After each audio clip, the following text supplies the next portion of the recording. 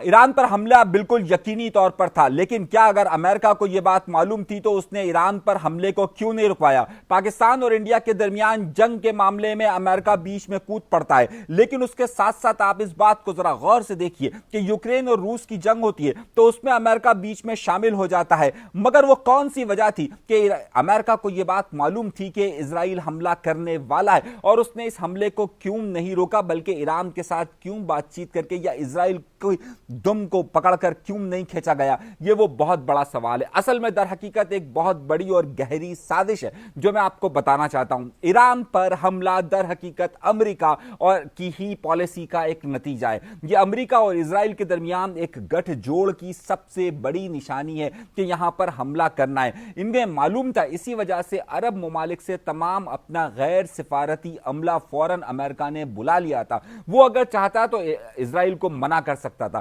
لیکن یہ کون سے بڑے کھیل کا حصہ ہے؟ آپ کو یہ بات سمجھنا ہوگی۔ ذرا دیکھیے، اسرائیل کو اپنا وجود نہ صرف برقرار رکھنے کے لیے امریکہ مدد دے رہا ہے بلکہ اسرائیل کو مزید پھیلاؤ کے لیے بھی وقت دے رہا ہے۔ انہوں نے واضح طور پر یہ کہہ دیا ہے کہ غزہ کی پٹی کو خالی کر دیا جائے گا۔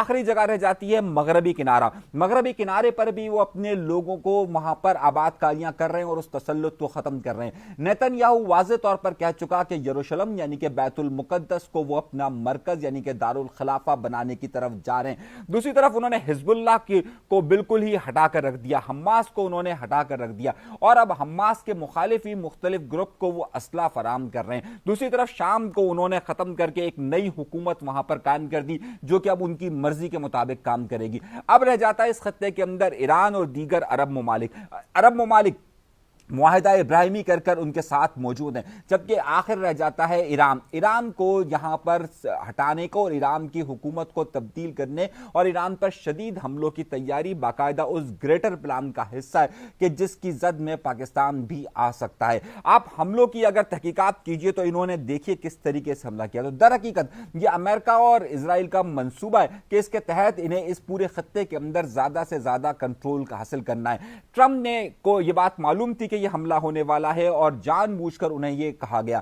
یہود و نصارہ آہستہ آہستہ نہ صرف اس پورے فلسطین پر قابض ہو جائیں گے بلکہ اس کے ساتھ ساتھ آہستہ آہستہ آپ دیکھیے گا کہ اگر ایران کی حکومت کو تبدیل کر ایران میں اپنی مرضی کی حکومت قائم کرنے کی کوشش کی جاتی ہے یا پھر ایران کو مکمل طور پر تباہ کی طرف لے کر جایا جا سکتا ہے تو اس کی صورت میں ہوگا کیا؟ یہ اگلا سوال ہے اور یہی سازش ہے کہ جو اس پورے حصے کو آگے بڑھا رہی ہے۔